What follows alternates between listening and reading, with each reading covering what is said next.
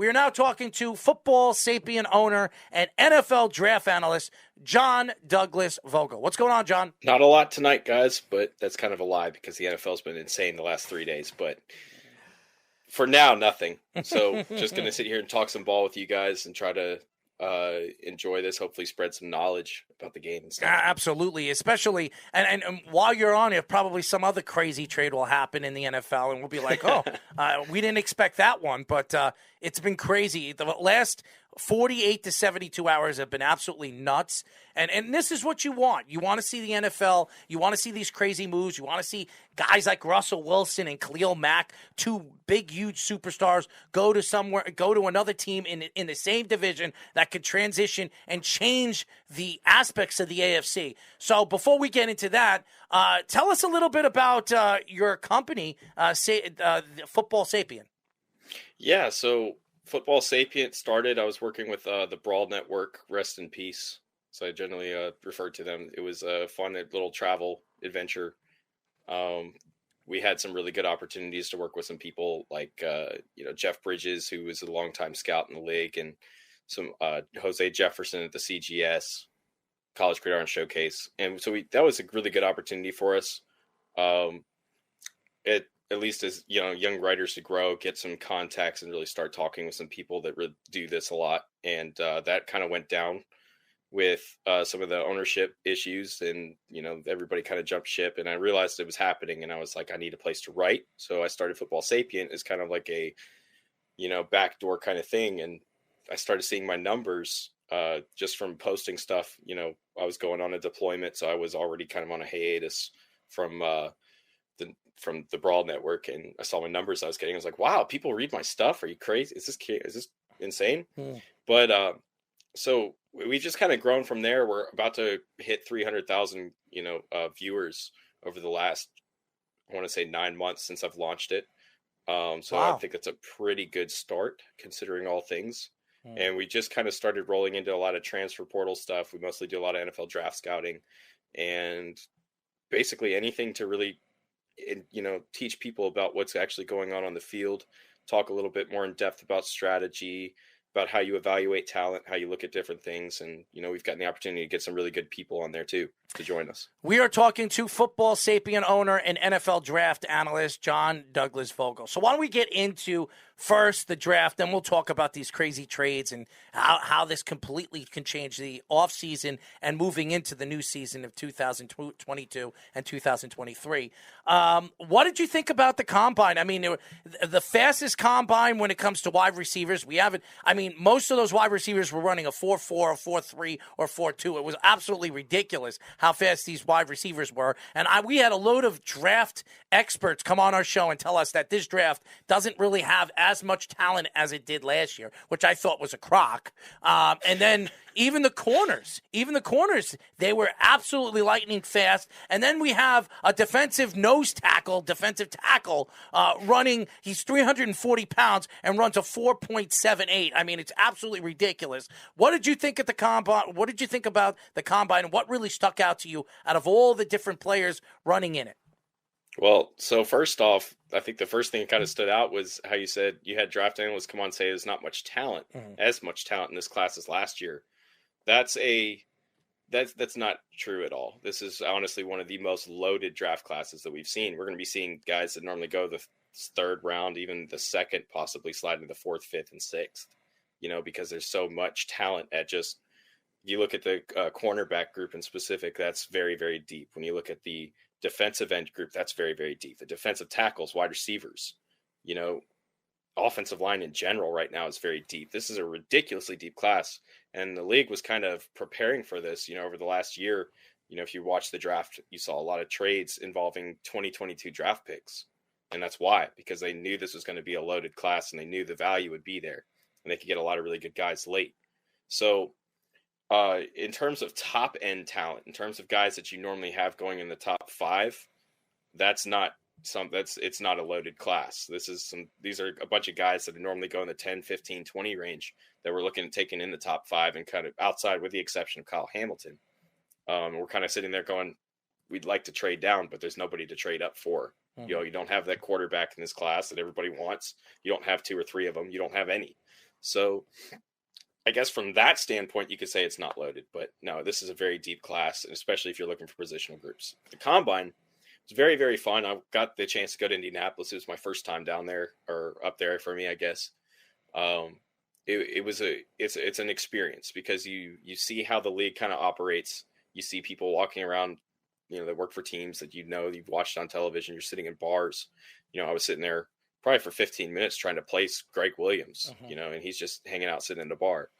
But you kind of get used to it the week that you're there. You're going to run into people no matter where you go. They're everywhere. So you mentioned accumulating the draft picks for this draft because of the top talent and with the trenches especially. Can you see scenarios where teams still trading into the first round as a result of that, especially those teams that do have the multiple picks? 100%. And it's because once you get past the first few picks in this class, there's a lot of guys that are worth the value there. Because when you're talking about value in draft trades, you're usually looking at positional value. How much does this player impact your team? How ready is he? And from a top end, we had all the quarterbacks that you normally trade up for. They went in the last class. They declared early, where you would have normally had a couple guys without the COVID year that would have sat, or played this in the college this past year. But anyways, no, it's been a great. There's going to be people trading up, and they're going to trade back into the first round. There's going to be a lot of trades still. We're already seeing that with the market as it is, and it's because there is a lot of talent that can go in that 15, 20, 25 range that people are going to be jumping up trying to get into. As everybody knows, we are talking to Football Sapien owner and NFL draft analyst John Douglas Vogel. Yeah, we talk about so many different things when it came to going into this combine. And we talk about the three top prospects. And we talk about Evan Neal, who some people believe that he might actually dip because of two of the offensive linemen that had a very good combine. Evan Neal actually didn't run the combine. He will be doing his pro day. And then Thibodeaux, he came out and said that he will be running and doing all the different things at the combine. And then all of a sudden at the combine, decide not to do anything. Didn't run his 40, didn't do anything, the cone play, anything. And then it was Hutchinson that showed up and did very, very well. What stood out of all the different things you heard about these three guys not showing up the combine and deciding to go do it a pro day, and then the one guy that did show up and actually showed off his talent? So Evan Neal, in his scenario, there's two reasons why you would drop out the combine and elect to go to a pro day. So the idea of a pro day is that it's going to be more controlled. You're going to have more, say over the narrative that comes out. You're going to have more control over the numbers per se. It's more familiar to you, so you can, in theory, perform better. So Neal was either one, worried about his numbers and how he would test, or two, someone in the top, probably the top pick, already told him, hey, we're going to take you at number one. So looking at his size and looking at his body and seeing what he, how he came in looking, he's 340 pounds. He does not look 340 pounds. He looks like maybe a really good 310. So he's got room to put on his frame at 6'7". He has the experience playing right tackle, left guard at Alabama, played guard in high school as well. So you have a 4-position guy. He doesn't have too much to prove. So I don't think he's worried too much about his numbers. I am thinking that somebody, and the word on the street around Indianapolis was the Jags are going to take him number one. Mm-hmm. Now, that comes into play with the whole, franchise tag. They just franchise tagged Cam Robinson, who's the left tackle there. And in theory, that still works into their game plan because he can play 4 positions across the offensive line, and you don't have any guarantees that you're going to keep Cam Robinson past this year. You franchise tagged him to hold on to him and try to get that transitional phase. So in theory, you could move Neal to the right tackle or left guard, whichever one you think you need, and move him over to left tackle and let Cam walk next year. So I don't think he was worried about numbers. I think he wanted to control his narrative a little bit more. Thibodeaux, nobody's worried about Thibodeaux. There's a lot of people in the media that are, up in arms about him opting out. He has nothing to prove. He's been a professional since he was 15 years old. He negotiated a deal with a high school to get to play high school, and that worked out for not just him but his family. And he's had that kind of mentality for the last 6-7 years. Nobody's worried about him. You don't think he's going to dip because of everything that you've heard over the last couple of days? Absolutely not. And I think it's because of his talent. When you talk about a guy that is in this class as an edge rusher, someone who could potentially be a top 5 guy. That's Kayvon Thibodeaux, 100%. He needs to work on his hands a little bit more and refine some of his technique, especially when he's engaging. But part of his, development, the issue with it was he moves around different positions so much at Oregon.